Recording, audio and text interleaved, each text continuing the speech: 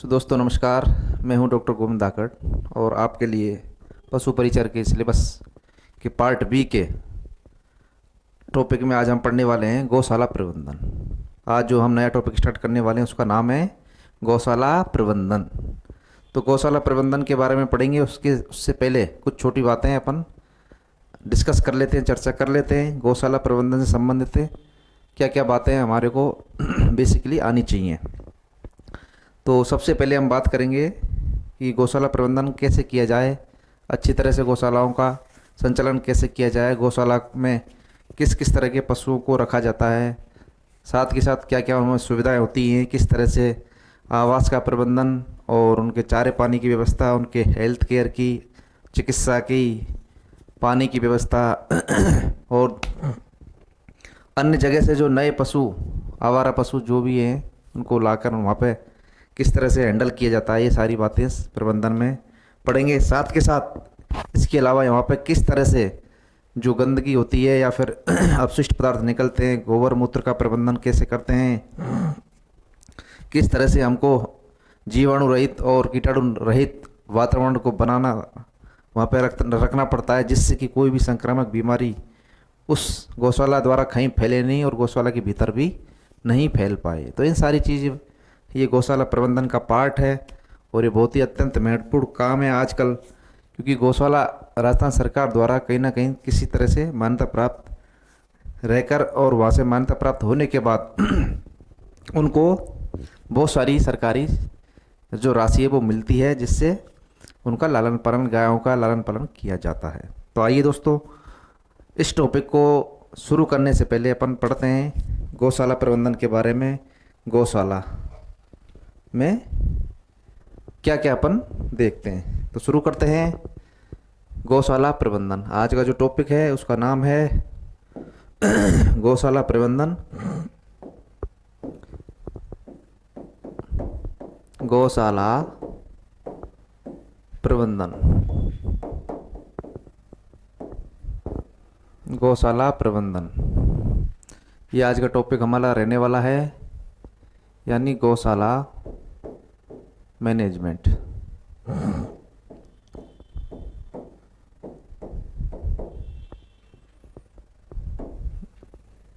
तो सबसे पहले हम बात करते हैं, क्या बात करते हैं सबसे पहले गौशाला। जो शब्द है गौशाला उसको देखें। शब्द है गौशाला, गौशाला ये शब्द है और इस शब्द में से अपन का विच्छेद करें तो गौ और इधर शाला। तो जो गौ है उसका अर्थ सभी जानते हैं, गौ मतलब गाय, काऊ। काऊ कई बार इसको कैटल भी बोला जाता है, काऊ या गाय। और शाला मतलब स्थल स्थल या फिर आवास, ऐसा स्थान जहाँ पर गाय का स्थान होता है, गाय का रहने का जो स्थान है उसको गौशाला बोला जाता है। गाय जहाँ पर रखी जाती हैं, अब इसमें किस तरह की गाय रखी जाती हैं वो भी हम बात कर लेते हैं। यहाँ पे मुख्यतः जो गौशाला है उसकी जो परिभाषा है उसके अंदर अपन देखेंगे गौशाला की परिभाषा क्या होती है दोस्तों। परिभाषा के अंदर गौशाला की परिभाषा, ये गौशाला धर्मार्थ संस्थाएं होती हैं। कैसी होती हैं? धर्मार्थ यानी चैरिटेबल ट्रस्ट।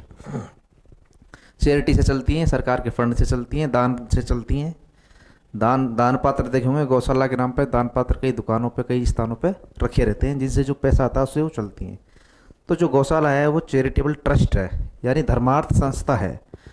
धर्मार्थ संस्था का मतलब है वो लोग धर्म के आधार पर पैसे डोनेट करके इनको चलाते हैं, गाय को बचाने के लिए। तो ये ऐसी धार्मिक या धर्मार्थ संस्था है, यह धर्मार्थ संस्था होती है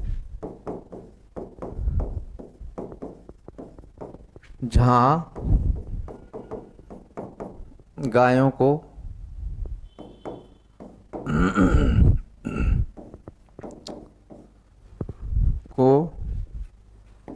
रखा जाता है।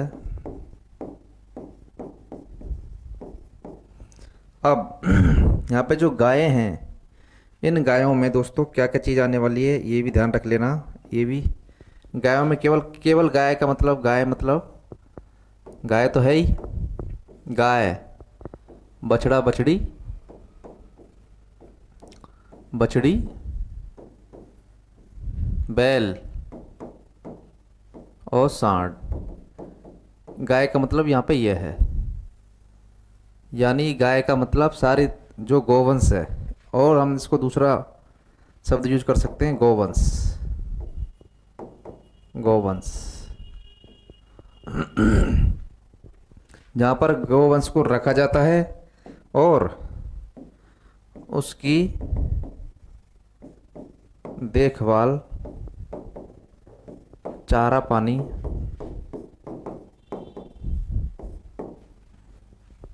व प्रजनन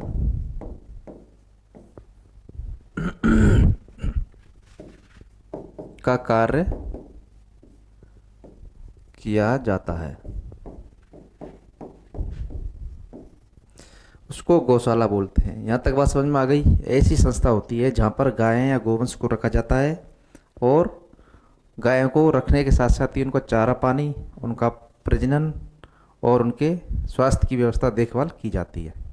ये बातें क्लियर हो गई। इसको गौशाला कहते हैं। और गौशाला एक चैरिटेबल ट्रस्ट है, यानी धर्मार्थ संस्था है जो लोगों के डोनेशन फंड से या सरकार के दान से चलती है। अब आगे हम देखते हैं कि गौशाला में किस तरह के पशु रखे जाते हैं। तो मुख्यतः जो गौशाला के अंदर जो पशु हैं, वैसे तो सभी तरह का जो गोवंश है, बछड़ा बछड़ी, बैल, सांड और गाय, इसमें लावारिस गाय भी हो सकती हैं, उत्पादक गाय भी हो सकती हैं, दूध देने वाली हो सकती हैं, नहीं देने वाली हो सकती हैं, बीमार लाचार भी हो सकती हैं। कहने का अर्थ है सब तरह की गाय इसमें रखी जाती है मुख्य तरह से। परंतु मुख्य उद्देश्य गाय का गौशाला का ये होता है कि इसमें मुख्य रूप से यहाँ पर जो हैं, मुख्य रूप से मुख्यतः उत्पादक गोवंश रखा जाता है। उत्पादक गोवंश रखा जाता है मेनली। अब दूसरे जो हैं बछड़ा बछड़ी वो भी रखे जाते हैं, परंतु मुख्यतः इसी के लिए इसको रखा जाता है। ये उत्पादक गोवंश के लिए रखा जाता है, ये ध्यान रखें। उत्पादक गोवंश मेनली गौशाला में रखा जाता है, क्योंकि इसके अलावा भी कुछ दूसरी संस्था हैं जहाँ पे पशुओं को रखा जाता है, तो वहाँ पे कुछ और इसमें डिफरेंस रहेगा। तो वो डिफरेंस मुख्यतः उत्पादक, अनुत्पादक और मिक्स टाइप का। ये भी ध्यान रखने वाली बात है कि गौशाला में केवल गोवंश से संबंधित पशु रखे जाते हैं, यथा गाय, बैल, सांड, बछड़ा बछड़ी। यहाँ पे भैंस वंश, बकरी, ऊँट, भेड़ इस टाइप के पशुओं को नहीं रखते हैं। ये बात क्लियर हो गई। अब अपन देखते हैं कि गौशाला का जो उद्देश्य है वो क्या है, वो देख लेते हैं। गौशाला के उद्देश्य, गौशाला के उद्देश्य, तो क्या उद्देश्य इसके हो सकते हैं दोस्तों, क्योंकि गौशाला जब बनाई है तो किसी काम के लिए बनाई होगी, तो उसमें मुख्यतः क्या क्या काम है। पहला, गोवंश का संरक्षण एवं संवर्धन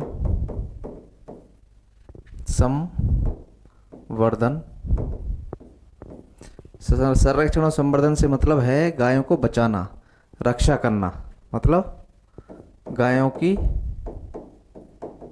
रक्षा करना। जो भी गाय कटने के लिए जाती हैं या बाहर कोई उनको ले जाता है, तस्करी करके ले जाता है, तो उनको तस्करी को या गायों को कटने से बचाते हैं, तो उनको रखते कहाँ फिर, गौशाला के अंदर। ये बात क्लियर हुई। दूसरा जो है नस्ल सुधार करना। नस्ल सुधार, जो भी अच्छे सांड हैं, नस्ल सुधार अच्छे सांडों द्वारा किया जाता है। अच्छे सांड जो भी गौशाला में हैं उनके द्वारा ही जो गाय जहाँ पे गौशाला के अंदर हैं उनको गर्भित करते हैं अच्छे सांड द्वारा। और अच्छे सांड से जब वहाँ पे पहले से जो गाय हैं उनको अगर गर्भित करेंगे तो जो संतान आएंगे उनके वो अच्छी क्वालिटी के, अच्छी वैरायटी के होंगे, जिससे कि नस्ल का सुधार होगा, अच्छे दूध उत्पादन वाले बच्चे पैदा करेंगे। ये यहाँ पे नस्ल सुधार का कार्यक्रम भी कर सकते हैं। और दूसरा और तीसरा काम जो क्या हो सकता है, गौ उत्पाद, गो उत्पाद जैसे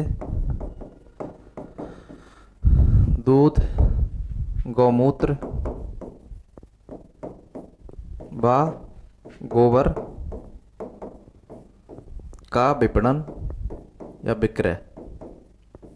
जिससे अगर ये जो गो उत्पाद हैं, दूध गाय का और गाय के दूध से बनने वाले विभिन्न पदार्थ जैसे दूसरे उत्पाद हैं, दही है, घी है, अन्य जो उत्पाद हैं घी से दूध से बनते हैं, वो साथ ही साथ गौमूत्र और गोबर से भी जो बनने वाले उत्पाद हैं वो सारे यहाँ पे बनाए जाते हैं, जिससे कि गौशाला का संचालन सुगम तरीके से हो और उसको आय आती रहे।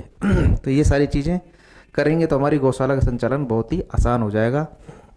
इस तरह से साथ के साथ और क्या कर सकते हैं अपन, गौशाला का जो अस्थायी प्रव्रजन है, जो गाय हैं, अस्थायी प्रव्रजन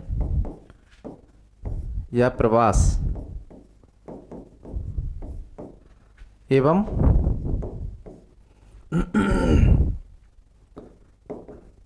वध को रोकना। गायों का जो वध होता है, लोग लेके जाते हैं उनको तस्करी करके, उनको तस्करी से या मृत्यु से मरने से बचाने के लिए भी हम गायों को गौशाला में रखते हैं। तो ये जो उद्देश्य हैं गौशाला के, मैंने मुख्य उद्देश्य यहाँ पे बताए हैं, और कुछ छोटे मोटे उद्देश्य और भी हो सकते हैं, परंतु ज़्यादातर हमारा ये काम गौशाला में होता है। दूसरा हमारा एक काम और हो सकता है, जिससे कि गाय के द्वारा चारागाह का विकास भी कर सकते हैं। चारागाह का विकास यानी चारा उत्पादन, या जो हमारे पशु हैं उनके लिए जो गोबर से वर्मी कंपोस्ट बना के खेत में डाल के उससे अपन चारा उत्पन्न कर सकते हैं। तो ये सारी चीज़ें हमने देखेंगे क्यों गौशाला का कंसेप्ट है वो जो आया है। तो इस तरह से गौशाला का हमने परिभाषा देखा, गौशाला के उद्देश्य देखे। अब बात करते हैं कि भारत में जो पहली गौशाला है वो कहाँ खुली थी। तो देखते हैं पहली गौशाला भारत की प्रथम गौशाला कहाँ पे खुली दोस्तों? रेवाड़ी। ये रेवाड़ी कहाँ पे है? हरियाणा में, हरियाणा। और किसने खोली प्रथम गौशाला? स्थापना किसने की इसकी? स्वामी दयानंद सरस्वती, जो आर्य समाज के संस्थापक हैं। ये एक हमारे संत हुआ करते थे पहले, बहुत ही उनका प्रभाव था। तो उन्होंने सबसे पहली जो गौशाला है वो रेवाड़ी हरियाणा के अंदर खोली थी। तो इस तरह से अपन देख सकते हैं गौशाला में क्या क्या उन्नति हुई है। आगे बढ़ने के लिए पर देखेंगे किस तरह से गौशाला को हम सरकार के जो अधिनियम है, नियम है, उनके तहत संचालित करते हैं। तो मोटी तौर पे अपन समझ सकते हैं कि जो गौशाला का संचालन है वो एक चैरिटेबल ट्रस्ट के माध्यम से होता है, यानी धर्मार्थ संस्था के माध्यम से होता है। तो अब बात आती है कि धर्मार्थ संस्था का पंजीकरण कैसे होगा, धर्मार्थ संस्था क्या होती है। तो दोस्तों ये मैं बता रहा हूँ कि जो सोसाइटी रजिस्ट्रेशन एक्ट है, सोसाइटी रजिस्ट्रेशन एक्ट जो है उसके अंदर धर्मार्थ संस्थाएं, चैरिटेबल ट्रस्ट का, एनजीओ का, जो भी कोई संस्था स्टाफ से होती है उनका वहाँ पंजीकरण होता है, जिससे उसका रजिस्ट्रेशन नंबर मिलता है। उस आधार पर आगे हमारी गौशाला है तो गौशाला को आगे रजिस्ट्रेशन मिलता है। पहले हमारे को सोसाइटी रजिस्ट्रेशन एक्ट के अंदर हमारी जो भी संस्था है उसका पंजीकरण करवाना है। उसके बाद हमारे को गौशाला का दर्जा देने के लिए गोपालन विभाग के अंदर जाना पड़ता है। जैसे हम पहले पढ़ चुके थे गोपालन विभाग की जो स्थापना है वो कब हुई थी? सन 2014 में हुई थी, राजस्थान में गोपालन विभाग की। और गोपालन निदेशालय की तो बात करें, हम पढ़ चुके हैं इन चीज़ों को। गो निदेशालय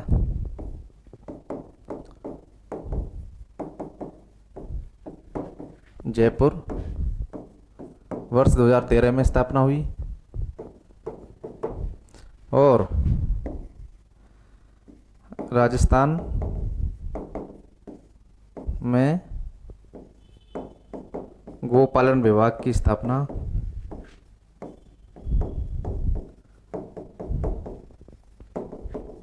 जो हुई थी वो कब हुई थी? 2014 में। तो जो गोपालन विभाग है इसका मुख्यतः काम क्या है? गौशालाओं का पंजीकरण करना।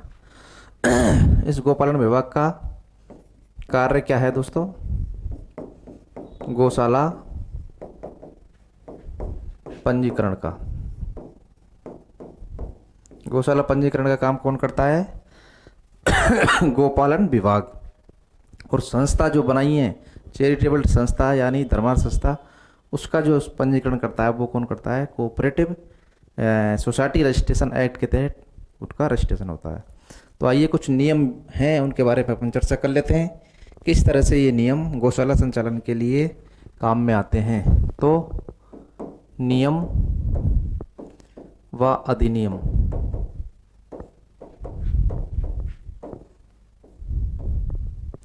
नियम व अधिनियम किस तरह से गौशाला संचालन में, जो गौशाला संचालन में काम आते हैं। कौन कौन से नियम के तहत गौशाला को आपको पास करवाना होता है, क्या क्या नियम उसमें लगते हैं। तो सबसे पहला जो नियम हम पढ़ने वाले हैं, सबसे पहला नियम है हमारा, सबसे पहला नियम है registration of society act. Society registration act बोले या रजिस्ट्रेशन ऑफ सोसाइटी बोले, एक ही बात है। Society registration act.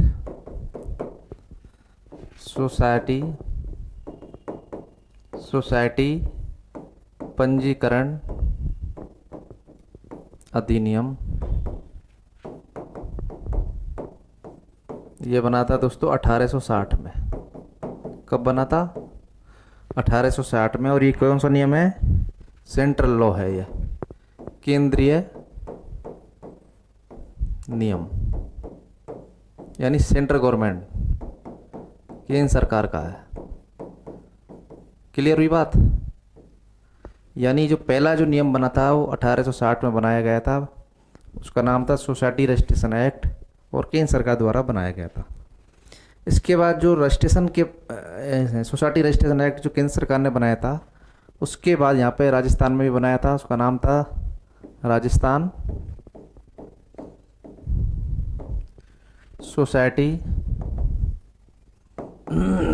Registration act. तो इसको अपन सोसाइटी रजिस्ट्रेशन एक्ट या राजस्थान में है, इसका था जो वर्ष 1958, ये हमको ध्यान रखना 1958। और वो पहले वाला 1860 में बना था।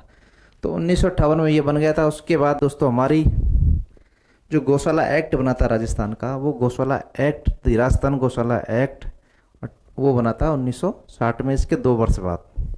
तो तीसरा नियम है दी राजस्थान गौशाला एक्ट।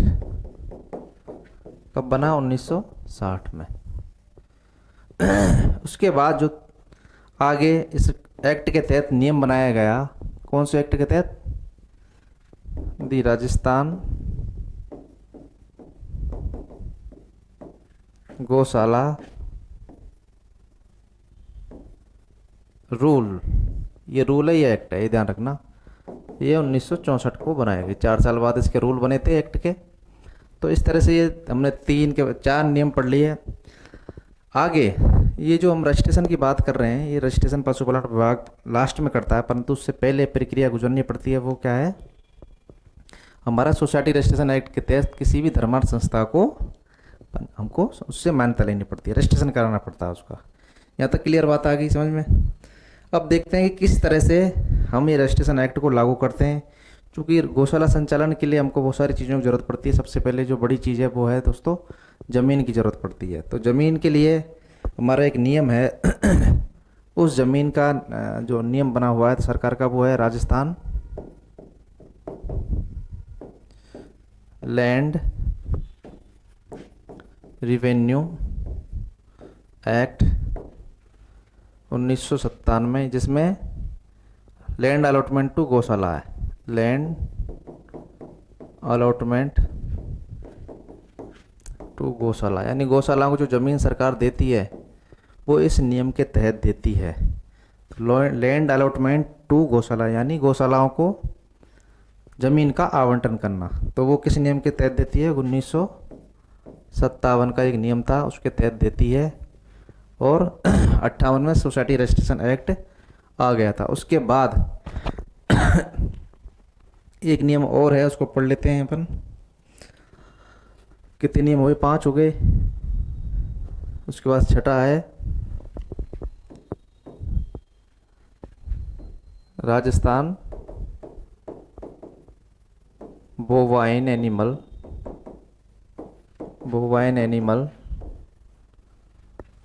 उसके बाद है ब्रैकेट में प्रोहिबिशन ऑफ स्लॉटरिंग,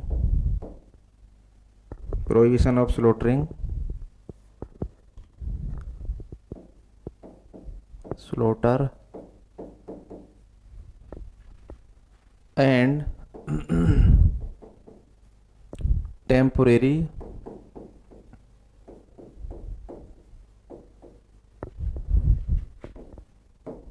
माइग्रेशन और एक्सपोर्ट। ये जो एक्ट है, एक्ट 1995 में, कब बना था? 1995 में।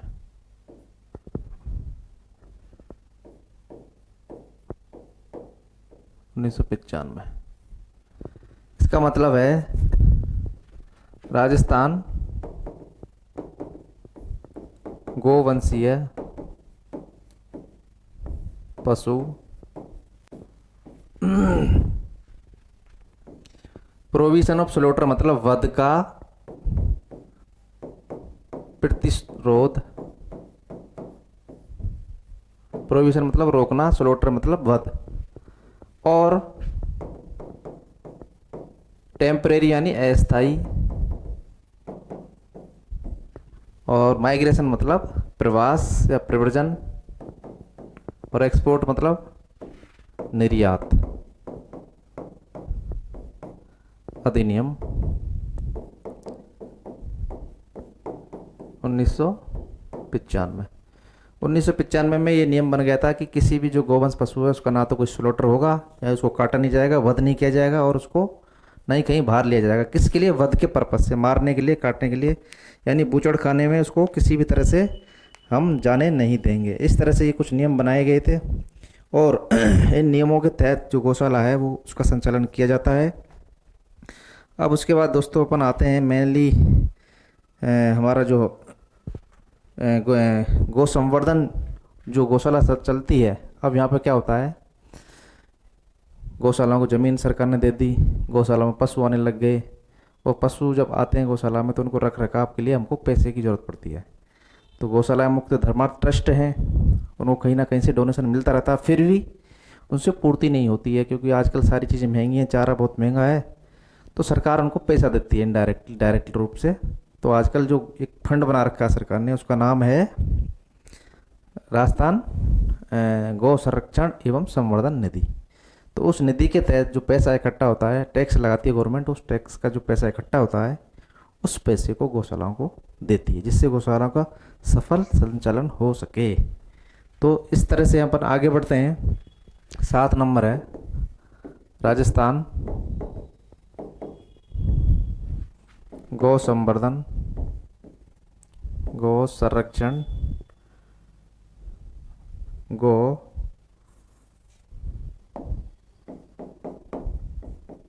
संरक्षण एवं संवर्धन निधि अधिनियम।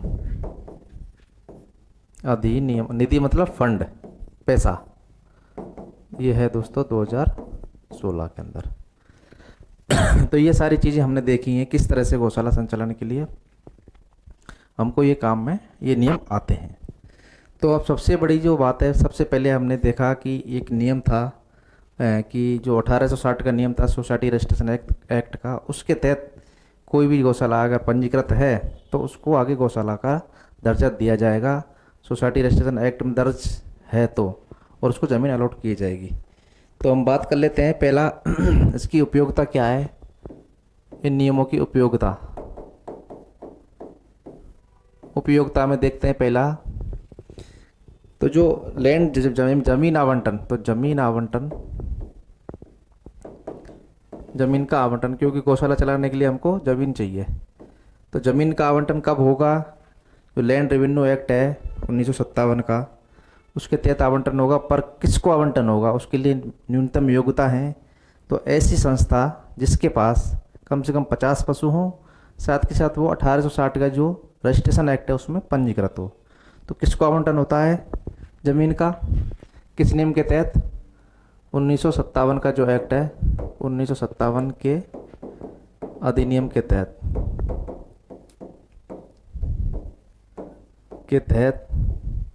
योग्यता क्या है? उसके लिए योग्यता है किसी भी संस्था जिसका पंजीकरण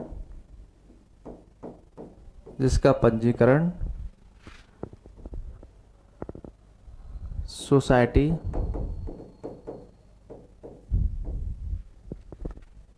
रजिस्ट्रेशन एक्ट 1860 में हो, पहली। और दूसरी योग्यता है कम से कम 50 गौवंश होना चाहिए। तो जब जाके उसको ज़मीन अलॉटमेंट होगी, यानी इसके तहत ज़मीन का आवंटन कब होगा? यानी उस पर 50 पशु होने चाहिए और 1860 एक्ट के अंदर वो संस्था हमारी रजिस्टर्ड होनी, पंजीकृत होनी चाहिए। ये बात समझ में आ गई। ज़मीन आवंटन के बाद दोस्तों पैसा, जो फंड निधि है, जो पैसा कब मिलता है, यानी निधि या वित्तीय सहायता, इन गौशालाओं को वित्तीय सहायता कब मिलती है?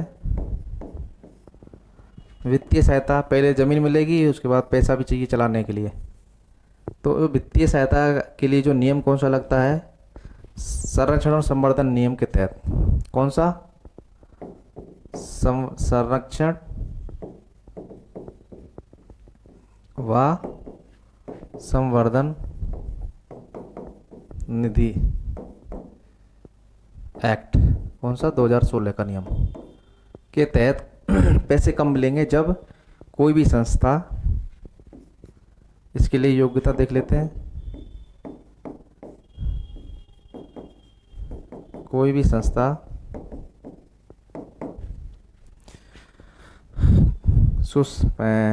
सोसाइटी रजिस्ट्रेशन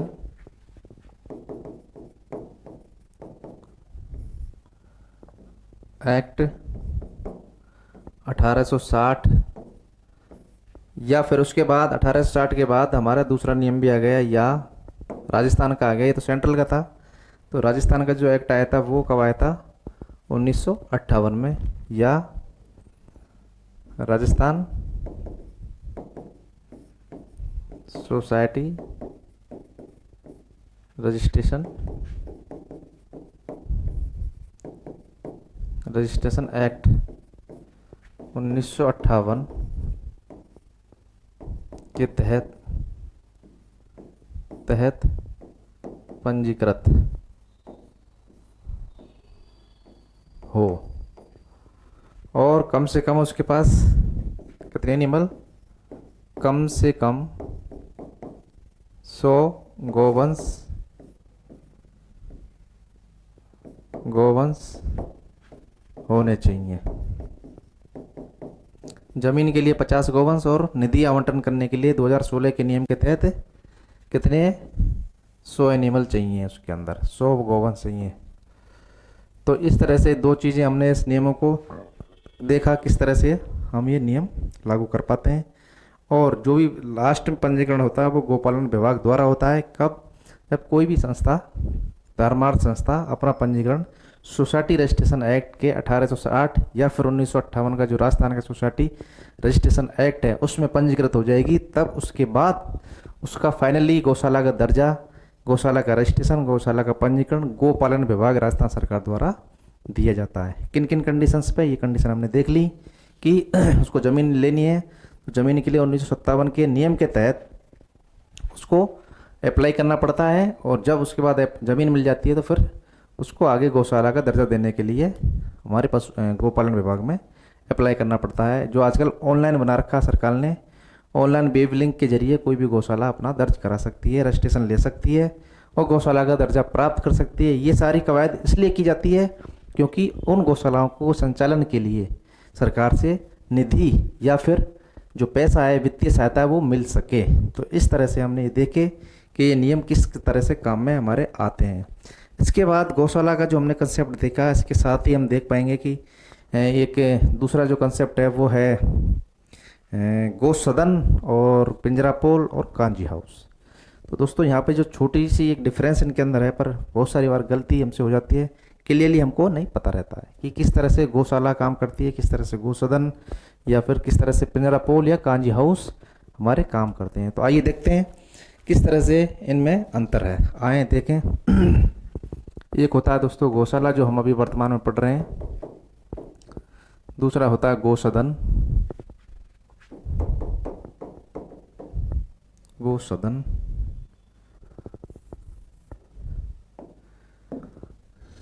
गो सदन, पिंजरापोल और कांजी हाउस।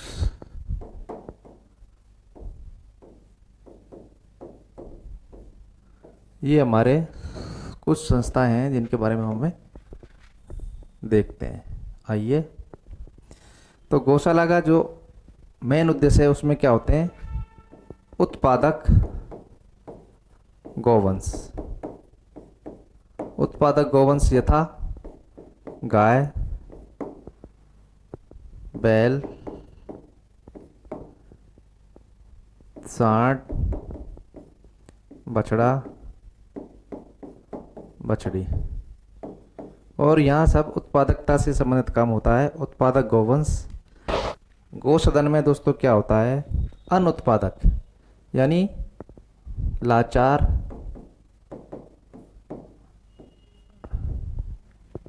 बेसहारा,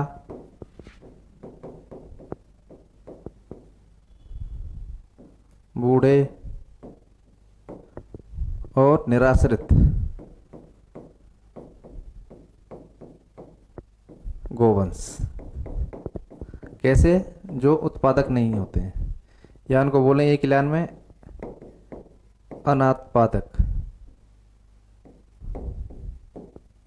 अनुत्पादक गोवंश।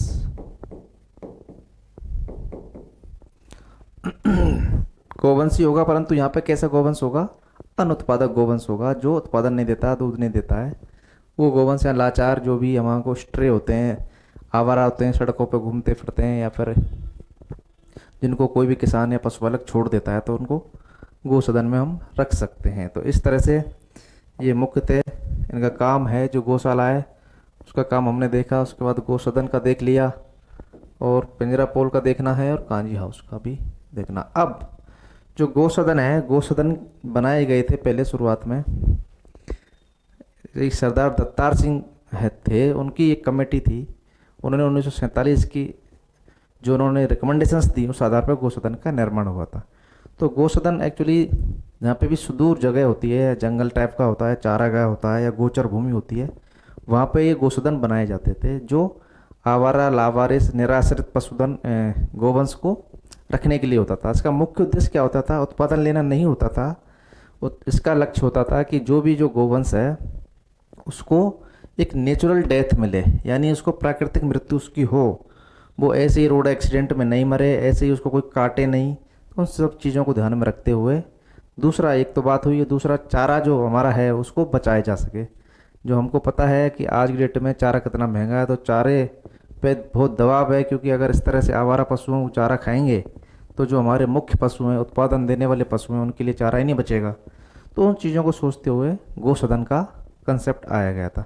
तो ये सरदार दत्ता सिंह ने 1947 में इस गौसदन कंसेप्ट को दिया था। किसने? सरदार दत्तार सिंह कमेटी द्वारा, सरदार दत्तार सिंह कमेटी द्वारा प्रतिपादित ये कंसेप्ट है। किसके द्वारा? सरदार दत्तार सिंह कमेटी 1947 में। ये बात आ गई समझ में। और इनको कहाँ पर रखा जाता है सभी को? इनका उद्देश्य था, मुख्यतः क्या उद्देश्य था? प्राकृतिक मृत्यु दिलवाना। गोवंश जो भी है आवारा, उसको प्राकृतिक मृत्यु दिलवाना। और हमारे जो चारागाह है, चारागाह पर दबाव कम करना, जिससे कि जो चारा है मुख्यतः उत्पादक पशुओं को मिल सके।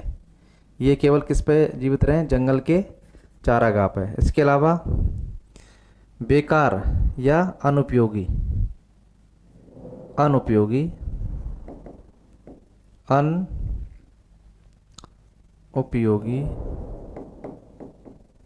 प्रजनन को रोकना। कैसे? जो भी आवारा या निम्न श्रेणी का जो गोवंश है, सांड है, वो आवारा फिरते रहते हैं, तो वो किसी भी गाय को अगर गर्भित कर देंगे तो जो उनसे बच्चा पैदा होगा वो खराब श्रेणी का होगा, श्रेणी का नहीं होगा, अच्छी क्षमता वाला नहीं होगा। इस वजह से इनको एक अलग क्षेत्र में रखते हैं, उसको गोसदन बोलते हैं, जिससे कि ये किसी भी गाय को गर्भित नहीं करे और ऐसी संतान पैदा नहीं करे जिससे कि हमारे आगे वो उत्पादन योग्य नहीं हो, या कम उत्पादन या खराब उत्पादन में भागीदार हो, जिससे हमारे देश का जो पशु की जो क्षमता है वो ऑल ओवर कम ना हो। तो इस तरह से हम देख सकते हैं जो गौसदन है उसका मुख्य रूप से क्या काम रहता है। इसके बाद दोस्तों आता है पिंजरा पोल। तो मैं इसको दोबारा लिख लेता हूँ, चूँकि यहाँ जगह नहीं है, थोड़ी इसको साइड में करता हूँ। ठीक है साहब, ये गौसदन हो गया। और चूँकि ये है गौशाला गोवंश के लिए ही है, तो आगे अपन बात करते हैं किसकी? पिंजरा पोल की। पिंजरा पोल।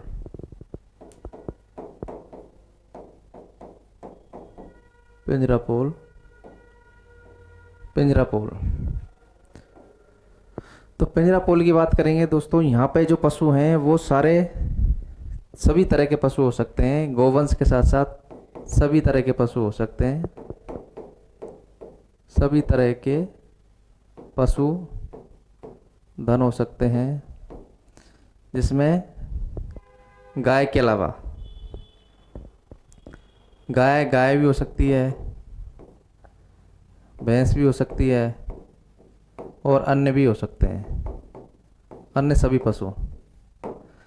अभी गौसदन और गौशाला की बात कर रहे थे, तो दोस्तों वो किस में मुख्यतः थी? गाय के अंदर, गाय या गोवंश थे उसके अंदर। जबकि यहाँ पिंजरा पोल में सभी पशुधन हो सकते हैं जिनको यहाँ पर रखा जाता है। ये भी एक तरह से अनुपयोगी टाइप के पशु होते हैं जो हमारे उत्पादन में नहीं होते हैं। तो ये पिंजरा पोल का कंसेप्ट होता है। इसके अलावा एक और कंसेप्ट है हमारा कांजी हाउस का। किसका? कांजी हाउस। तो कांजी हाउस का भी कंसेप्ट हम देख लेते हैं। चूँकि ये सारी चीज़ें गौशाला एक्ट के तहत काम आती हैं। कौन कौन सी? गौशाला, गौसदन और पिंजरा पोल। ये कांजी हाउस दोस्तों कहाँ पे होता है? ये गौशाला एक्ट में नहीं आके ये जो हमारी पालिका हैं और पंचायतें हैं उनके अंदर ये काम में आता है। किसके अंदर? नगर पालिका। और नगर पालिका जितने भी पशुओं को पकड़ती है वहाँ पे ये काम में आता है। ये बात आई समझ में? क्या समझ में आई? जो कांजी हाउस किसको कहते हैं? नगर पालिका और पंचायत अपने लेवल पर पशु को पकड़ के और उनको जहाँ रखती है उस स्थान को कहते हैं कांजी हाउस। तो कांजी हाउस कहाँ पे लागू होते हैं? या कांजी हाउस पशु स्थल होते हैं, पशु आश्रय स्थल, जहां सभी प्रकार के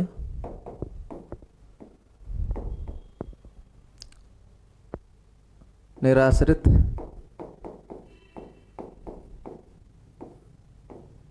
बेसहारा पशु रखे जाते हैं। ये बात क्लियर हो गई। अब इनमें डिफरेंस क्या है वो डिफरेंस देख लेते हैं। ये जो गौशाला है, गौसदन है और पिंजरापोल है, यानी कहने का अर्थ है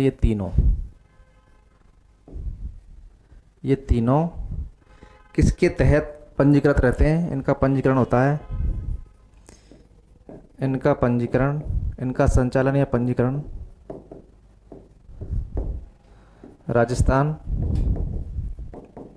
राजस्थान गौशाला एक्ट 1960 के तहत होता है।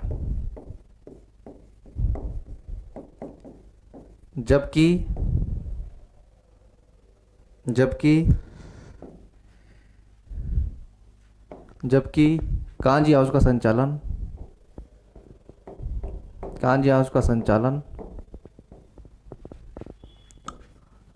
राजस्थान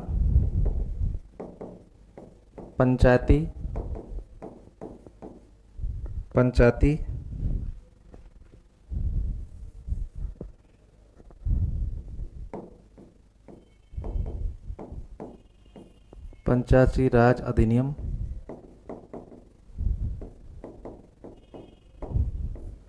1994 और दूसरा राजस्थान नगर पालिका अधिनियम 2009 के तहत। तो दोस्तों हम देख पा रहे हैं क्या क्या अंतर है इन चार हमने जो लिए हैं, 1 2 3 4 जो स्थल हैं वो अलग अलग तरह के हैं, इन्होंने देखे हैं। गौशाला, गौसदन, पिंजरापोल और कांजी हाउस। तो गौशाला में हम देख पा रहे हैं मुख्यतः उत्पादक गोवंश होता है, जिसका हमारे को नस्ल सुधार में और दुग्ध उत्पादन में काम में ले सकते हैं। गौसदन में लाचार बेसहारा बूढ़े गोवंश होते हैं जो अनुत्पादक होते हैं, जिनसे हमको कोई भी उत्पादन मिलता नहीं है, केवल हमको प्राकृतिक मृत्यु देनी होती है, जिससे कि वो तड़प तड़प के या फिर सड़क में एक्सीडेंट पे या फिर तस्करी में बूचड़खानों में नहीं मरे। उस हिसाब से गौसदन का मुख्य काम होता है। तीसरा पिंजरापोल होती है, जिसमें सभी तरह के आवारा, बेसहारा और निराश्रित पशुओं को रखा जाता है। इन तीनों का जो संचालन होता है वो दोस्तों किसके तहत होता है? राजस्थान गौशाला एक्ट 1960 के तहत। जबकि कांजी हाउस एक अलग टाइप का पशु स्थल है, जहाँ पर हमारे निराश्रित पशु वही आवारा जिनको नगर निगम या फिर ग्राम पंचायत, नगर निगम नगर पालिका अधिनियम 2009 के तहत कार्रवाई करता है, और पंचायती राज 1994 का जो पंचायती राज का नियम है उसके तहत काम करता है। इस तरह से वो पशुओं को वहाँ पर रख सकता है और उनकी देखभाल कर सकता है, और आम जनता को या किसी खेतीबाड़ी को उनसे बचाव करवाया जा सकता है। तो ये 3 मोटी मोटी बातें। अब दोस्तों आगे बढ़ते हैं किस तरह से हमको आगे गौशाला का प्रबंधन करते हैं। तो उसके लिए सबसे पहले जो महत्वपूर्ण बात है वो है हमारी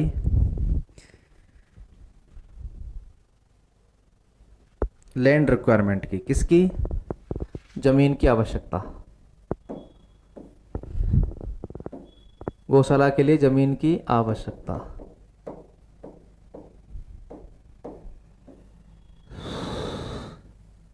जमीन की आवश्यकता क्यों होती है? क्योंकि हमको पता है गौशाला संचालन करने के लिए सबसे जो बड़ा काम है वो है जमीन।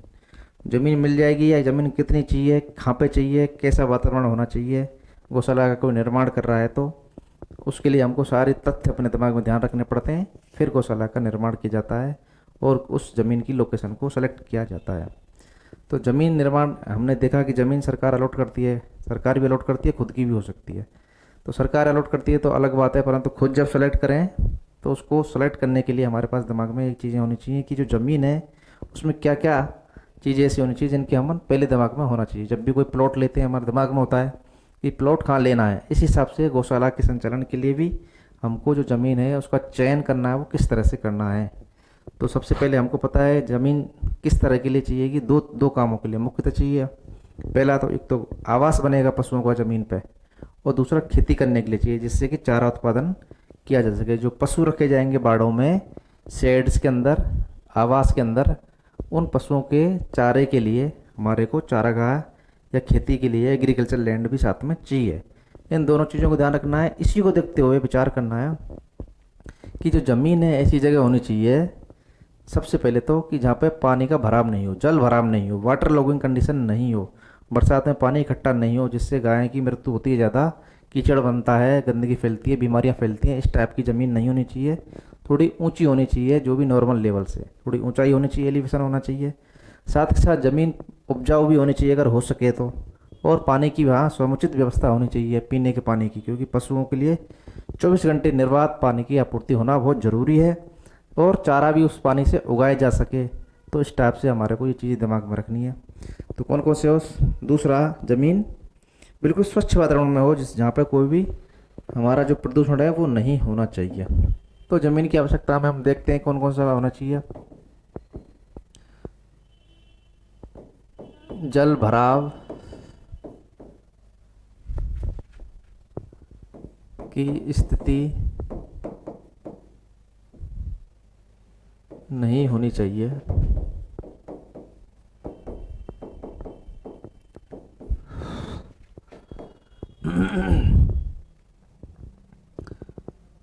जमीन स्तर ऊंचा होना चाहिए जिससे कि पानी नहीं भरे, ठहरे नहीं। क्लियर? जमीन में पानी भरपूर होना चाहिए। ये बात अलग है, कई बार नहीं होता। जमीन में पानी पूरा होना चाहिए, और खेती करने के लिए जमीन उपजाऊ होनी चाहिए।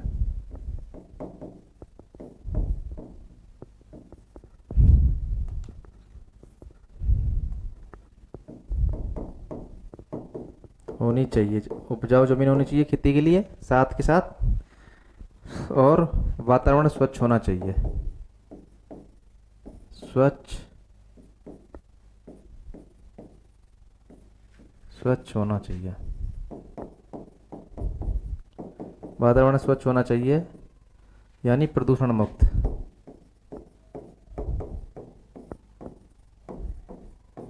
किसी भी तरह का कचरा, आवाज़, नॉइज इस टाइप से नहीं होना चाहिए। साथ के साथ और क्या होना हो सकता है वहाँ पे, जो भी हम दूसरी चीज़ देखते हैं उसके लिए, हमारे चारा उत्पादन के लिए वो भी वहाँ पे होना चाहिए, जिससे चारा भी अच्छी तरह से वहाँ पे उगाया जा सके। और ये सारी मुख्य बातें हैं जो हमको ध्यान में रखनी है। अब बात करते हैं अपन ज़मीन किस किस चीज़ के लिए ज़रूरत पड़ेगी। तो जो ज़मीन ली है उस पर क्या क्या चीज़ हम निर्माण करते हैं गौशाला संचालन के लिए। तो आइए देखते हैं क्या क्या गौशाला के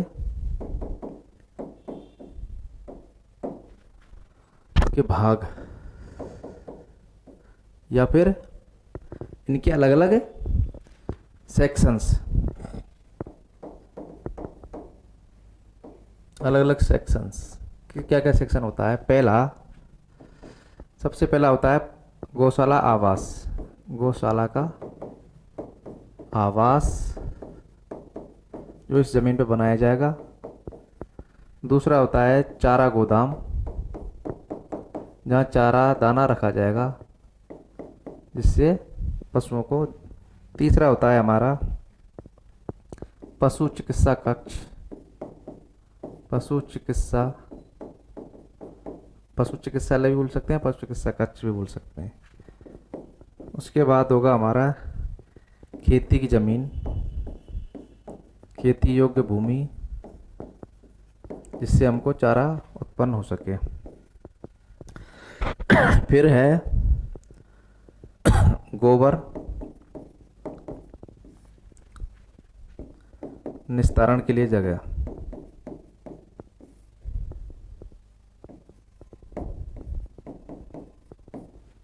इसके अलावा हमारा जो मशीन लगेगी चारा कुट्टी काटने की, तो कुट्टी काटने की मशीन के लिए जगह।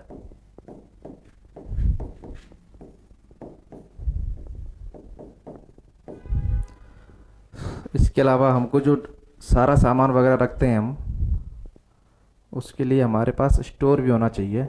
क्या होना चाहिए? स्टोर। किसके लिए? उपकरण और औजारों के लिए। उपकरण औजारों के रखने के लिए एक स्टोर होगा जिसके अंदर सारा सामान भरा रहेगा। ये सारी चीज़ें मोटे मोटे जो उसके सेक्शन है वो हो सकते हैं। इसके अलावा अगर हमारे पास गायें अच्छी वाली दूध देती हैं तो वहाँ पे मिल्क पार्लर हो सकता है। मिल्क पार्लर जिसके अंदर दूध निकाला जाता है। ठीक है ना। ये हमारे कुछ ऐसे सेक्शंस हो गए जो गौशाला में हमको अत्यावश्यक रूप से रखने पड़ते हैं। गौशाला के कौन कौन से? गौशाला का आवास हो सकता है जहाँ पशु बांधे जाएंगे, और गौशाला के आवास में अलग अलग तरह के आवास हो सकते हैं जिनमें अपन आगे डिवाइड कर सकते हैं। यानी वयस्क गौशाला का, वयस्क गाय का आवास,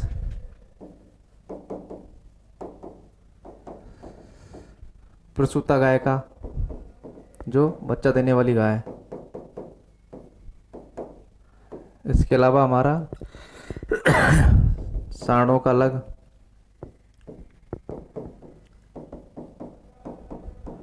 और इसके अलावा बीमार गोवंश का अलग। ये हमारे अलग अलग आवास हो सकते हैं। तो इस तरह अपन देख सकते हैं कि कितने कितने हमारे सेक्शंस इसमें हमारे गौशाला में होने चाहिए। ये सारी एक रूपरेखा है जिसके आधार पर अपन गौशाला स्थापित या संचालन के लिए सोच सकते हैं। अब आते हैं हम कि कितना जो ज़मीन है उसकी जो रिक्वायरमेंट है वो हमारे चारा का उत्पादन करने के लिए चाहिए। कितने पशुओं के लिए चारा उत्पादन करने के लिए कितनी ज़मीन चाहिए। तो अमूमन एक रिपोर्ट के आधार पर ये माना गया है कि 1 एकड़ ज़मीन से हमारे 6 से 7 जो पशु हैं उनके लिए चारा उत्पादन किया जा सकता है। क्या बोला हूँ मैं? 1 एकड़ ज़मीन से 6 से 7 पशुओं या 6 से 7 गायों का चारा का जो काम है वो पूरा किया जा सकता है। उनसे उस 1 एकड़ ज़मीन से 6 से 7 पशुओं को चारा पूरे साल के लिए पैदा किया जा सकता है और उनको सार संभाल, उनकी देखरेख और प्रबंधन किया जा सकता है। तो इसी आधार पर जब एक का हमने निकाल लिया 1 एकड़ का, तो हमारे जो बहुत सारे जो पशु इकट्ठे होते हैं उसके आधार पर हम अनुमान लगा सकते हैं कि कितनी कैपेसिटी की गौशाला पे हमको कितनी कितनी ज़मीन की ज़रूरत पड़ेगी, चारा का उत्पादन करने के लिए कितनी पड़ेगी और आवास बनाने के लिए कितनी पड़ेगी। तो इसके आधार पर अपन देखते हैं ज़मीन की आवश्यकता, ज़मीन का विवरण। आइए देखते हैं।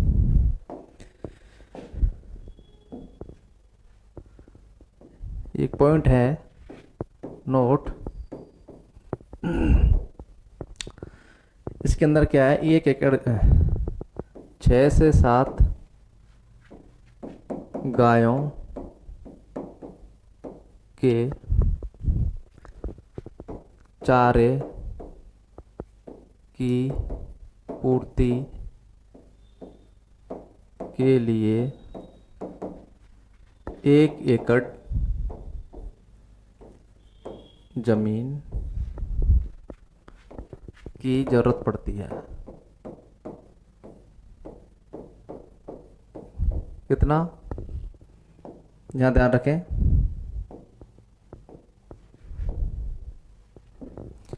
6 से 7 गायें और उनके लिए कितनी, चारे के लिए 1 एकड़ ज़मीन। 1 एकड़ में 6 से 7 जो हमारी गाय हैं उनका चारा उत्पादन किया जा सकता है। तो इस तरह से ही अपन एक विवरण बना लेते हैं किस तरह से हमको कितने कितने पशुओं पे क्या क्या ज़रूरत पड़ने वाली है। तो जमीन का विवरण, किस किस काम में क्या क्या कितनी ज़मीन चाहिएगी। तो जो गौशाला स्थापित करते हैं अपन 100 से लेके 500 फिर 1000 इस तरह से कर सकते हैं यूनिट बना के। तो मेनली पहला जो कॉलम हम लेने वाले हैं वो उसका कॉलम का नाम है पशुओं की संख्या। पशु संख्या यानी कितने हमारे पास गौवंश होगा। दूसरा होगा हमारी ज़मीन की आवश्यकता किसके लिए, आवास के लिए। आवास के लिए ज़मीन, और यहाँ पर चारा उत्पादन,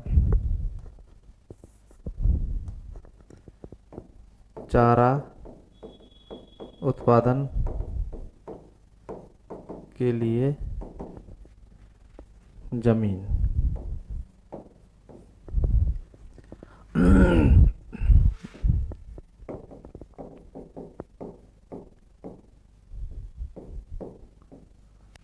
ज़मीन की आवश्यकता किसमें, एकड़ में, ये भी एकड़ में। तो आइए देखते हैं। पहला हम लेते हैं दोस्तों 100 गाय। अगर 100 पशु हैं हमारे पास, 100 गौवंश है, तो उसके लिए जो आवास के लिए जो ज़मीन की आवश्यकता है वो पड़ेगी 1 एकड़ की ज़रूरत। कितने की पड़ेगी, 1 एकड़ के लिए। और चारा उत्पादन के लिए ज़मीन की आवश्यकता पड़ेगी करीब 15 एकड़ की ज़रूरत। कैसे पड़ेगी आप देख सकते हो। नोट के अंदर हमने देखा है 6 से 7 गायों की चारे की पूर्ति के लिए 1 एकड़ चाहिए। तो 100 के लिए कितनी चाहिएगी, मल्टीप्लाई कर देंगे अपन किससे, 15 से। तो 15 का मल्टीप्लाई करेंगे इससे 6 से, तो 15 चाहिए, 15 7 105 के आसपास हो जाएगा। 15 चाहिए 90, और ये 90 से 105 के बीच में आएगा। तो इसमें 100 जो पशु हैं उनकी पूर्ति हो जाएगी कितने, 15 एकड़ से।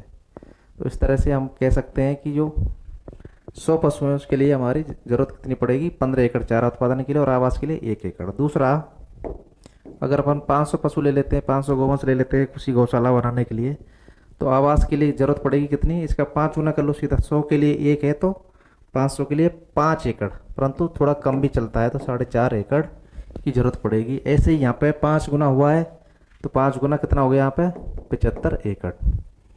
क्योंकि यहाँ 100 से 500 हुआ है 5 गुना, तो ये भी 5 गुना कर दिया, वो भी 5 गुना कर दिया। एक का 5 गुना 5 आता है, पर 4.5 यहाँ पर लिखा हुआ है किताब में। ऐसे ही 15 का जो 5 गुना करेंगे, क्योंकि 15 किसके लिए है, 100 के लिए, तो 500 के लिए 5 गुना 15 पा 75। ऐसे ही फिर 1000 के लिए बात करें तो 1000 गायों की कोई गौशाला है उसके लिए ये डबल हुआ है 500 से 1000। तो यहाँ कितना हो जाएगा, लगभग 7.5। और ये डबल कर देंगे इसको चारे के लिए, तो 75 का डबल कितना होगा, 150 एकड़। तो इस तरह अपन देख सकते हैं कि जो ज़मीन की आवश्यकता वो कितनी कितनी रहती है। आपने देखा यहाँ पे, ये हमको ध्यान में रख रहा है कितने पशुओं पे कितनी कितनी रिक्वायरमेंट है। आप इसको याद कर लें, बहुत ही सरल है। क्वेश्चन आ सकता है कि 100 का ध्यान रखेंगे तो बाकी का निकल जाएगा। ठीक है जी। बात यह है कि 1 एकड़ से कितने पशुओं की पूर्ति हो रही है, 6 से 7 पशुओं की 1 एकड़ से पूर्ति हो रही है। क्लियर, ये आपको ध्यान में रखना है। तो ये आवास के लिए हमने देखा कि 6 से 7 जो पशु हैं उनकी 1 एकड़ से पूर्ति हो जाती है। अब आगे बात करेंगे हम आवास की जो रिक्वायरमेंट है, फ्लोर स्पेस है, वो क्या क्या रहने वाली है। तो आइए देखते हैं, आगे आगे बढ़ते हैं। फ्लोर स्पेस रिक्वायरमेंट और जो हमारा आवास है वो किस तरह से बनता है उसका भी ध्यान रखेंगे कि आवास बनाने में क्या क्या सावधानी रखी जाती हैं। तो सबसे पहले हमारा जो आवास प्रबंधन है वो देख लेते हैं। आवास प्रबंधन। हमको पता है दोस्तों, जो पशु आवास हैं या शेड्स हैं वो दो तरह के मुख्यतः भारत में पाए जाते हैं।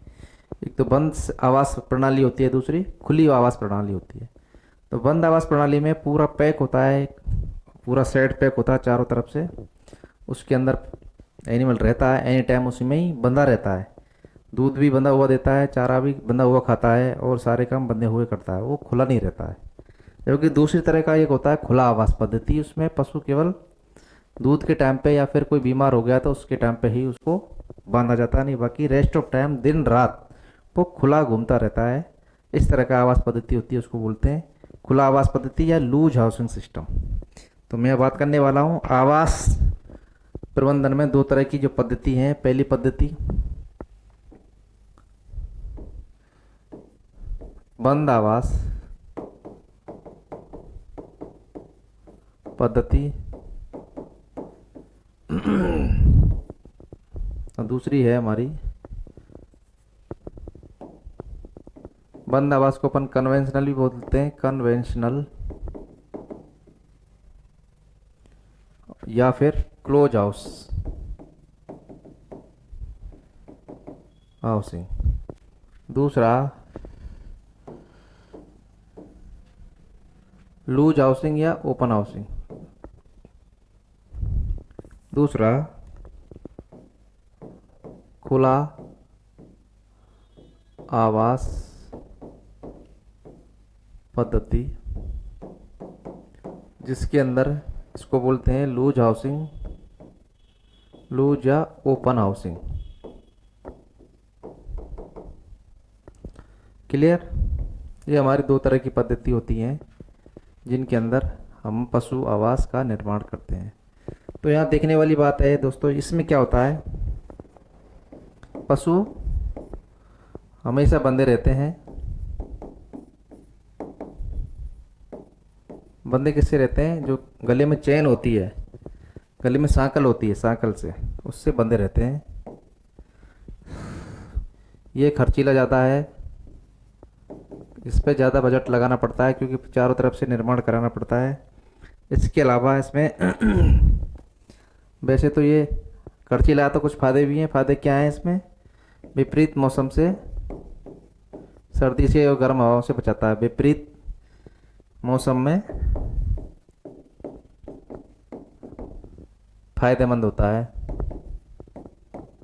जब भी विपरीत अवस्था आती है, तेज़ बरसात आती है या फिर तेज़ गर्मी पड़ रही है, लू चल रही है या फिर ठंड पड़ रही है, ओले आ रहे हैं, तो उसमें ये जो आवास है इसके अंदर पैक रहेंगे एनिमल, तो वहाँ पे किसी भी तरह की दिक्कत इनको आएगी नहीं। तो ये बात यहाँ पे है बंद आवास के अंदर। दूसरा खुले आवास में क्या रहेगा, ये एकदम खुले रहते हैं पशु, पशु रात दिन खुले वातावरण में रहते हैं, खुले में रहते हैं, रात दिन खुले में रहते हैं। बंद कब रहते हैं? केवल बांधते कब हैं? केवल दूध देते वक्त, दूध निकालने एवं इलाज के दौरान, इलाज के दौरान या इलाज के समय बांधते हैं। इसमें क्या होता है, कंफर्ट ज़्यादा होता है, इसमें ज़्यादा आरामदायक होता है, पशुओं को ज़्यादा आरामदायक होता है। क्यों होता है? खुला रहता है तो पशु आराम से विचरण करता रहता है, कोई बंदिश नहीं होती, आराम से उसमें स्वच्छ हवा आती है और आराम से सनलाइट है, सूर्य का प्रकाश है, वो भी आराम से ले सकते हैं। तो इस तरह से खुला आवास और बंद आवास दो पद्धतियाँ हैं। तो ये कौन सी आवास पद्धति गौशालाओं में लागू की जाती है, तो इसके लिए बात कर लेते हैं। ये जो पद्धति है ये कहाँ होती है? हिमालय रीजन में, हिमालय क्षेत्र में, क्योंकि वहाँ ठंड बहुत पड़ती है, बर्फ़ पड़ती है, तो इसलिए वहाँ पे काम में ली जाती है बंद आवास पद्धति। महंगी भी पड़ती है हालांकि, पर जो खुली आवास है वो गौशाला में ली जा सकती है। कहाँ पे? सभी जगह, ज़्यादातर जगह, जिसमें राजस्थान और मैक्सिमम जगह। तो हम केवल राजस्थान की बात करेंगे। तो हमारे यहाँ पे कौन सी पद्धति उपयोग में लाई जाएगी? कौन सी? खुली आवास प्रणाली। खुली आवास प्रणाली या खुली आवास पद्धति लूज हाउसिंग या ओपन हाउसिंग, जिसके अंदर पशु आराम से विचरण करता रहे। अब उसका जो डिजाइन है खुली आवास का वो हम एक बार देख लेते हैं, किस तरह से खुला आवास का जो डिजाइन है वो बना रहता है। ये दोस्तों ये चित्र लगाया है मैंने। इस चित्र पे हम नोट करेंगे, जो नोट करने वाली बात है उसको देख लेते हैं। ये आपको दिख रहा है एक टीन शेड है, ये टीन शेड है इस तरह से, और ये पूरा शेड बना हुआ है यहाँ से यहाँ तक का। इसकी जो एक्सिस है ये इसका अक्ष है, ये इसकी अक्ष है, इसको बोलते हैं लॉन्ग एक्सिस। लॉन्ग एक्सिस, लंबाई का अक्ष, लंबाई का जो अक्ष है, तो वो जो लंबाई का अक्ष है वो उसकी जो डायरेक्शन है, उसकी दिशा है, वो बहुत ही इंपॉर्टेंट है। उसको देखते हैं अपन। लंबाई का अक्ष, उसकी दिशा, लॉन्ग एक्सिस की जो डायरेक्शन है वो कैसी होनी चाहिए, इसकी डायरेक्शन, इसकी दिशा कहाँ पे होनी चाहिए, वो बहुत इंपॉर्टेंट है। तो दोस्तों ये होनी चाहिए ईस्ट टू वेस्ट। ये तो ईस्ट है, ईस्ट यानी पूरब, पूरब, और इधर क्या है दोस्तों, पश्चिम है, यहाँ वेस्ट है। ये पश्चिम और पूरब से इसकी लंबाई होनी चाहिए। ये क्लियर हुई बात? तो पूरब से पश्चिम में इसकी लॉन्ग एक्सिस की दिशा होनी चाहिए, इसको बोलते हैं ओरिएंटेशन। तो लॉन्ग एक्सिस कहाँ होना चाहिए, पूरब से पश्चिम, क्योंकि सूर्य कहाँ उगता है, पूरब में सूर्य उगता है। तो सूर्य उगेगा यहाँ पर, यहाँ पे सूर्य उगेगा, सन, इसकी किरणें इस पर पड़ेंगी और पशु आराम से ठंडे वातावरण में रह पाएंगे जिससे इन पर डायरेक्ट सनलाइट नहीं पड़ेगी, डायरेक्ट सूर्य की किरणें नहीं पड़ेंगी, जिससे इस पशु को ज़्यादा कोई नुकसान नहीं होगा और हीट उनमें ज़्यादा जनरेट नहीं होगी। ये जो इलाके हैं, ये इलाके हैं पूरे, इसको बोल लेते हैं अपन उत्तर दिशा। जब वो वेस्ट और ईस्ट मान लिए तो ये उत्तर मान लिया और ये दक्षिण मान लिया, दक्षिण, साउथ। ठीक है बात? तो ये इसके अंदर क्या होगा दोस्तों, अपन देख रहे हैं दक्षिण, इसके अंदर हम देख रहे हैं ये लॉन्ग एक्सिस तो हो गई हमारी पूरब से पश्चिम की ओर। ये क्वेश्चन कई बार आता है कि जो भी डेयरी फार्म है, गौशाला फार्म है, या कोई पशु शेड है, एनिमल शेड है, या पशुओं के बाड़े बने जाते हैं, उनका जो लंबाई अक्ष है, लंबाई अक्ष है लॉन्ग एक्सिस, वो किस दिशा में होता है, पूरब से पश्चिम दिशा में होता है। क्यों होता है? क्योंकि जो सूर्य है उसकी जो किरणें आती हैं उनसे बचाने के लिए पशुओं को, तेज जो सूर्य का प्रकाश है, तेज धूप आती है, उस धूप को, तेज धूप को रोकने के लिए, क्योंकि धूप किस पे गिरेगी, शेड पे गिरेगी, पशु नीचे बच जाएंगे। अगर इसका उल्टा कर देंगे, साउथ से नॉर्थ में ले लेंगे, तो वो पूरी पूरी धूप पशुओं के ऊपर आ जाएगी, पशु वहाँ रह नहीं सकते, खड़े नहीं सकते, धूप पड़ेगी बहुत तेज। तो इसलिए इसका long axis east to west बनाया जाता है। ये क्लियर हुई बात? अब आते हैं अपन नॉर्थ में और साउथ में क्या करेंगे। यहाँ पशु खड़े रहेंगे और इसके बाद जो शेड है, शेड के नीचे तो पक्की फर्श बनी हुई है, यहाँ पे तो ये पक्की है, ये पक्का रहता है, ये पक्का है बना हुआ, नीचे फर्श इसका पक्का फर्श है। जबकि ये जो इलाका है पीछे वाला, ये कैसा है, कच्चा, कच्चा। इधर भी यहाँ पे जो घूमने का स्थल है ये कैसा है, कच्चा। तो इसलिए इसको लूज हाउसिंग कहते हैं। और इसकी दीवार बनी हुई है, ये बनी हुई दीवार, ये दीवार आधी होती है, पूरी दीवार ने ढका नहीं हुआ है, ये खुला हुआ है, ये ऊपर से खुला हुआ है, देखो ये खुला हुआ है, इधर ये खुला हुआ है, तो इसको लूज कहते हैं, ओपन कहते हैं। चारों तरफ से पैक नहीं है, ये केवल शेड है और उसके बाद खुला हुआ है, तो इसको कहते हैं लूज हाउसिंग। ये कौन सा है, लूज हाउसिंग। और लूज को क्या बोलते हैं, ओपन, यानी खुला हुआ, लूज या ओपन, खुला आवास, खुला आवास। इस तरह से अपन देख सकते हैं कि खुले आवास की जो वो है इमेज में हम समझ सकते हैं। उसकी एक्सिस ध्यान में रखनी है, उसमें ईस्ट से वेस्ट, पूरब से पश्चिम की ओर लॉन्ग एक्सिस होती है। उत्तर और दक्षिण की तरफ पशु खड़े रहते हैं और पशु जब चरते हैं तो एक साथ चरते हैं, सभी शेड में आके चारा डालते हैं, एक टाइम पे डालते हैं चारा, तो सभी पशु एक साथ भाग कर आ जाते हैं और चरने लग जाते हैं। इनके साथ ही जो पीने की पानी की व्यवस्था होती है, वो पीने के पानी की जो खेल है वो एक कॉमन खेल होती है इनके अंदर, जहाँ पे ये पानी पी सकते हैं। आप कहीं पे भी खेल बना दी, जैसे यहाँ बना दी पानी के पीने की, ये पानी पीने का, जहाँ खील बना दी उसमें ये जाके पी लेंगे यहाँ पर, ठीक है ना बात। जबकि ये चारा है ना वो सब एक साथ खाते हैं, ये चारे की ठान है, जो चारे की ठान या इसको हमारे मेंजर बोलते हैं, मेंजर, MENGER, मेंजर यानी चारे के ठान, चारे के ठान,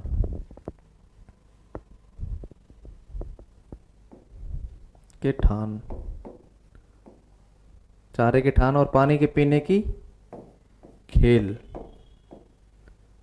और इसको बोलते हैं खेल को अंग्रेजी में वाटर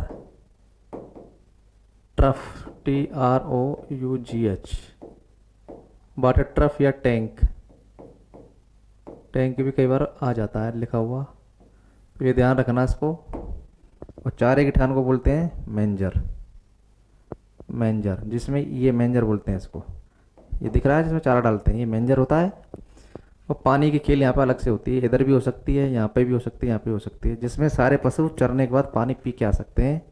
तो ये नहीं है कि एक पशु के लिए अलग से यहाँ पे पानी के बॉक्स लगा दिया, हर पशु के लिए नहीं लगाते हैं, केवल एक कॉमन होती है पानी पीने की जो खेल है वो कैसी होती है, कॉमन होती है सभी के लिए। सभी पशु कॉमन जो टंकी है, टैंक है या ट्रफ है या पानी की खेल है उसमें जाके पी लेते हैं। और ज़्यादातर पशु एक साथ चारा चरते हैं, तो इसलिए कॉमन ही इनकी मेंजर होती है और कॉमन ही इनकी ठान होती है, दोनों ही कॉमन होती हैं, इसी में ये खाते हैं सभी। अब ये भी तय बात है कि इतने पशु एक साथ पानी कैसे पिएंगे, जब चर तो एक साथ लेते हैं परंतु पानी कैसे पिएंगे। तो ये एस्टेब्लिश फैक्ट है कि जब पशु चरता है तो वो एक साथ चरता है, यानी उनके चारा तो एक साथ चरते हैं वो, परंतु जब पानी पीते हैं तो केवल 10% ही उनमें से पानी पी पाते हैं। तो इसलिए जो पानी की खेल है वो कम संख्या या कम साइज की होती है, छोटी साइज की होती है। जबकि चारे की जो ठान है, ये मेंजर है चारे की ठान, इसकी साइज ज़्यादा होती है, लंबाई बहुत होती है यहाँ तक। परंतु पानी वाला जो ठान है, पानी वाला खेल है, पानी का टैंक है, उसकी साइज कम होती है। उसका कारण क्या है, क्योंकि सारे पशु एक साथ पानी नहीं पीते, सारे पशु चरते एक साथ हैं पर पानी एक साथ नहीं पीते। तो सारे एक साथ नहीं पीते तो उनकी साइज पानी की जो खेल है कम रखी जाती है, और इसी वजह से कहते हैं कि केवल 10% जो यहाँ पे चारा चल रहे हैं उनमें से केवल 10% पानी एक समय में यहाँ पे पीने आते हैं, बाकी वो पी लेंगे, उसके बाद फिर वापस दूसरे आ जाएंगे। ऐसे ही वो रोटेट करते रहते हैं, 10% एक बार में ही पीते हैं।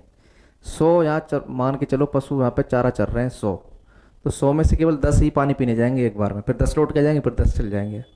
इसलिए जो पानी का जो खेल है वो छोटी साइज में होती है, जबकि उसका ठान है चारे का वो बड़ी साइज में होती है। ये बात क्लियर हो गई।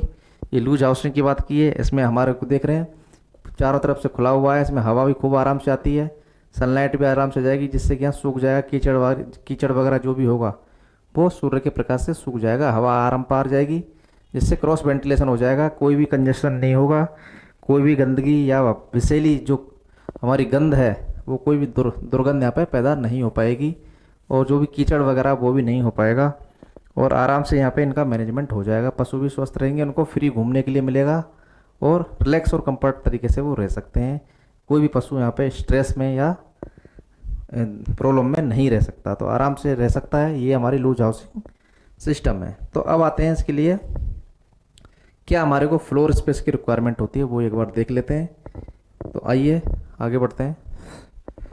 लूज हाउसिंग सिस्टम में floor space requirement, loose housing system पढ़ रहे हैं अपन, खुले आवास प्रणाली। जो अभी वाला था उसको लूज हाउसिंग कहते हैं, खुला आवास प्रणाली। इसके अंदर अपन देख रहे थे क्या कि इतने सारे पशुओं को कैसे रखेंगे अपन कितना आइडिया लगाएंगे, कितने लंबाई का हमको ये एक्सेस बनाना है, कितना लंबाई का शेड बनाना है, कितने लंबाई का ये हमारा बाड़ा ये बनेगा, इसको कैसे ध्यान में या कैलकुलेट करेंगे। उसके लिए हमारे को फ्लोर स्पेस रिक्वायरमेंट की जो गाइडलाइन है उसका पालना करनी पड़ती है। तो floor space requirement, floor space requirement मतलब फ्लोर मतलब फर्श, जिस पे पशु खड़े रहते हैं, बैठते हैं। फर्श स्थल की जरूरत। कितना फर्श का स्थल एक पशु को चाहिएगा, उसका आकलन यहाँ पे हम करने वाले हैं। फ्लोर स्पेस रिक्वायरमेंट, कितनी कितनी ज़रूरत पड़ेगी एक पशु को खड़े होने के लिए, चरने के लिए। जो हमने शेड बनाया है, लंबा टीन शेड बनाया है, उस टीन शेड में एक पशु के लिए कितनी जगह की आवश्यकता होती है खड़े होने के लिए या बैठने के लिए, वो हम बात करेंगे। और डिफरेंट कैटेगरी की या अलग अलग जो उनकी जो कैटेगरी है, जैसे छोटा पशु है, बड़ा पशु है, सांड है, गाय है, उनके लिए क्या क्या रिक्वायरमेंट है वो इसमें देखने वाले हैं। तो आइए देखते हैं। अब लेते हैं हम पहले, सबसे पहले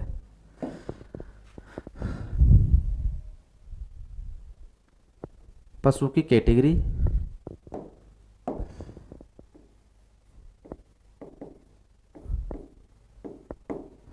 कैटेगरी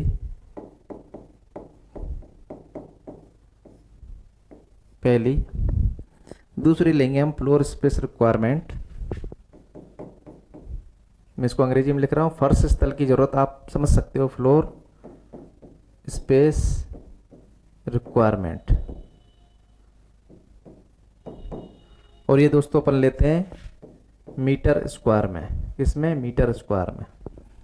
तो यहाँ ये फ्लोर स्पेस रिक्वायरमेंट दो भागों में बांट देते हैं इसको। पहला जो भाग है उसका covered area, covered area, covered area यानी कवर कर रखा टीन शेड ने, यानी बंद क्षेत्र। बंद क्षेत्र यानी जो टीन शेड के नीचे का एरिया है जिसको टीन शेड ने कवर कर रखा, तो कवर्ड एरिया। और ओपन एरिया, ओपन एरिया यानी पीछे का टीन शेड के बाद जो खुला क्षेत्र है वो ओपन एरिया। ये दो तरह के एरिया होते हैं, हमने देखा चित्र में। जैसे चित्र में दोबारा देख लेते हैं। इस शेड के नीचे जितने भी पशु हैं ये कवर्ड एरिया है, ये कवर्ड है, कवर्ड एरिया। और इधर का जो क्षेत्र है ये क्या है, ओपन एरिया, ओपन एरिया। ये खुला है बाहर का और ये अंदर का कवर्ड है, यानी ढका हुआ और खुला हुआ। तो कितनी जरूरत पड़ेगी वो कैलकुलेशन अपन देख लेते हैं। ये क्वेश्चन कई बार एग्जाम में आ जाता है। और एक साथ के साथ अधिकतम पशुओं की संख्या, इस शेड में कितने अधिकतम पशु रख सकते हैं, अधिकतम पशुओं की संख्या कि कितने पशु उसमें रख सकते हैं। तो आइए देखते हैं पशु की कैटेगरी। कैटेगरी नंबर 1, जिसमें अपन लेते हैं क्या, छोटे बछड़े। कैटेगरी नंबर 1 छोटे बछड़े। छोटे बछड़े, छोटे बछड़े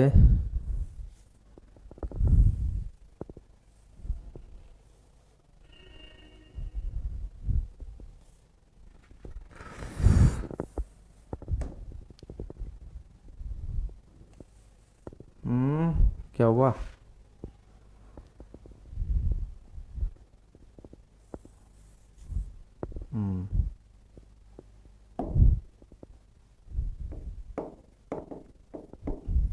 पशु की कैटेगरी।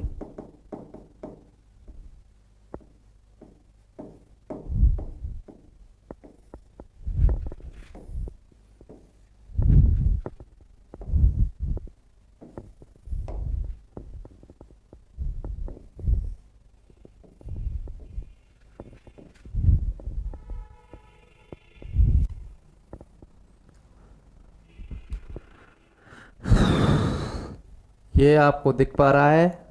चलो तो पहला ले लेते हैं छोटे बछड़े। छोटे बछड़े,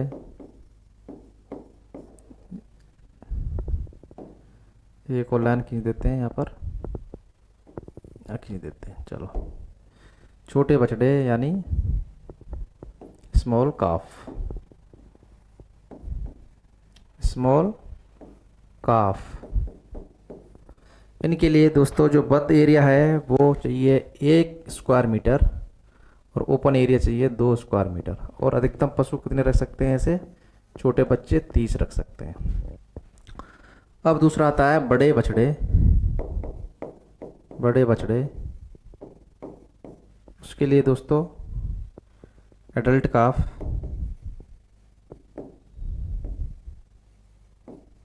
बड़े बछड़े, उसके लिए दोस्तों 2 स्क्वायर मीटर और 4। ये क्लियर हुआ। अब दोस्तों आता है हमारा गाय वयस्क। वयस्क गाय के लिए दोस्तों आता है 3.5 स्क्वायर मीटर, और ये डबल कर देना है। ओपन का एरिया इस क्लोज के या कवर के हमारा डबल कर देना है। और यहाँ कितने रख सकते हैं अपन? 50 पशु रख सकते हैं एक बार के अंदर। इसको देखते हैं, आइए आगे बढ़ाते हैं।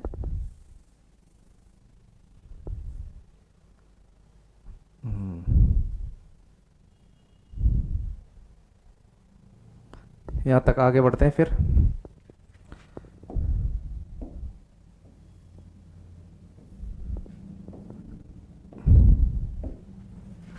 उसके बाद दोस्तों अपन ले लेते हैं सांड। और सांड के लिए जो जगह है दोस्तों वो चाहिए 12 मीटर स्क्वायर, और इधर 120 और सिंगल सांड। इसके बाद लेते हैं अपन प्रसूता गाय। प्रसूता जो भी गाय है उसके लिए यहाँ पे 12 स्क्वायर मीटर, यहाँ भी 12, और यहाँ सिंगल एक वाली एक ही रहेगी। क्लियर। आइए समझते हैं इसको किस तरह से मैंने ये यहाँ पे बना दिया है। यहाँ पे किस तरह से मैंने ये बनाया है, आइए देख लेते हैं।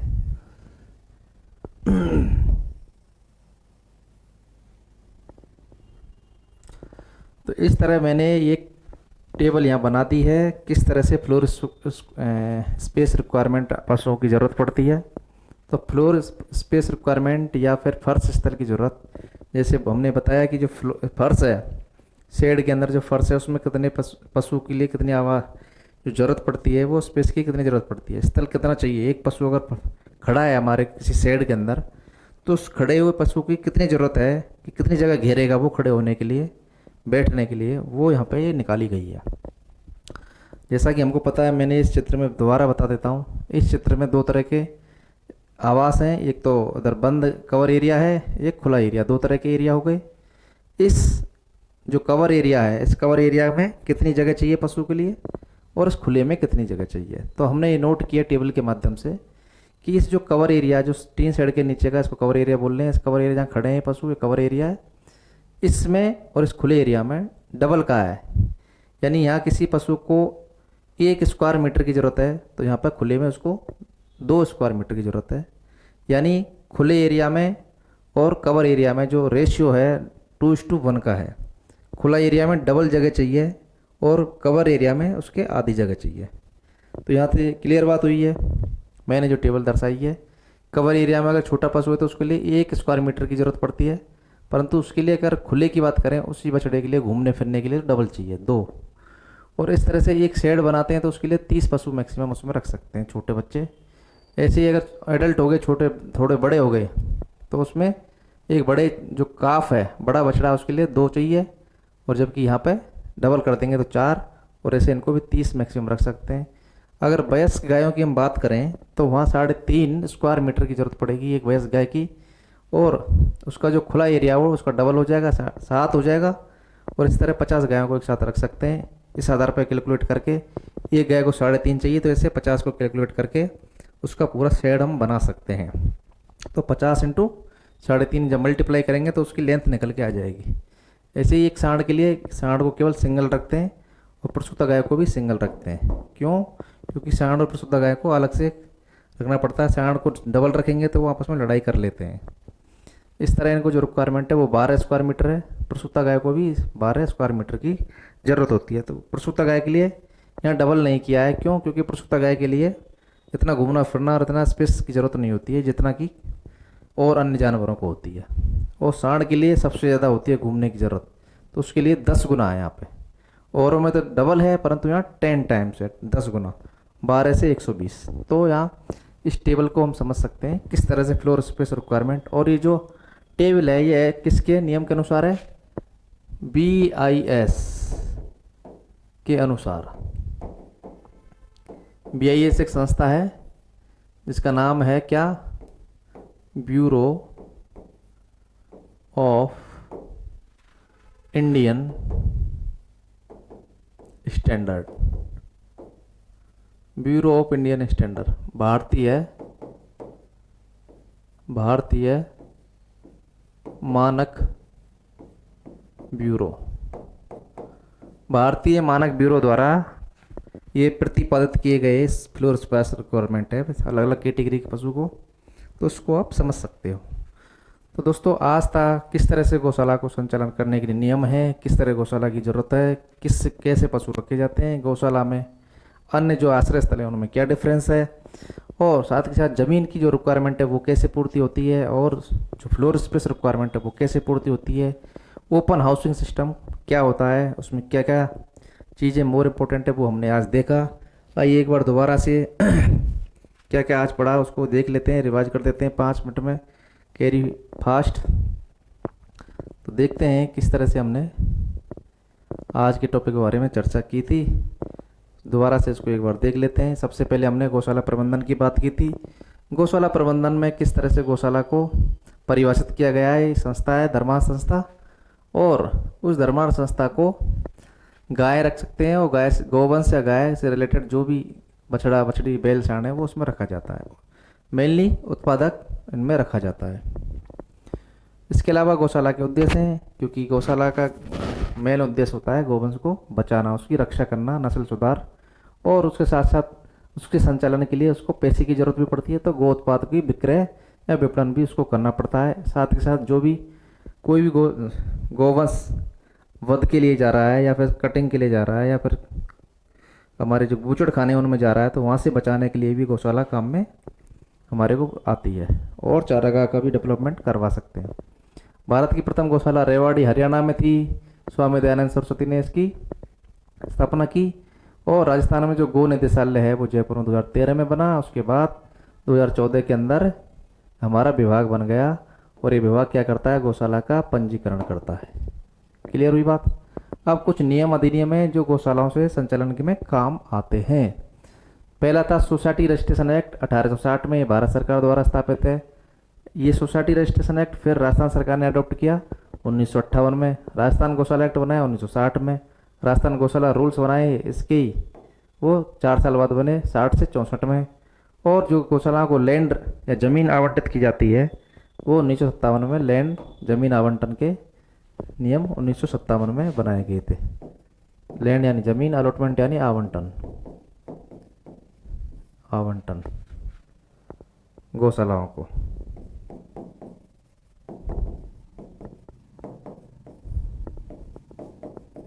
किस तरह से 1957 के नियम के तहत आवंटन जमीन का किया जाता है। इसके बाद एक नियम पढ़ा था हमने, राजस्थान गोवंशीय पशु bovine animal provision of slaughter and temporary migration, और ये 1995 में था। इसमें क्या था, वध का प्रतिरोध, यानी किसी भी जो गोवंश है उसको अगर कोई बुचड़ खाने में काटने के लिए ले जाया नहीं जा सकता, वो गोवंश का जो स्लोटर है यानी वध है वो यहाँ पे निषेध है। राजस्थान के अंदर गाय को काटना एक इलीगल काम है, यानी वो दंडनीय अपराध है, उसको गाय को नहीं काटा जा सकता किसी भी फॉर्म में। छोटा बच्चा है, बछड़ा है, बछड़ी है, गाय है, बैल है, ये सारे जितने भी गोवंश है उसको काटना एक गैर कानूनी अपराध है। फिर पढ़े थे हम राजस्थान गौ संरक्षण और संवर्धन निधि, यानी ये हमको वित्तीय सहायता प्रदान करती है। ये अधिनियम 2016 में सरकार ने बनाया था। ये वित्तीय सहायता प्रदान कैसे करती है उसका भी हमने देखा।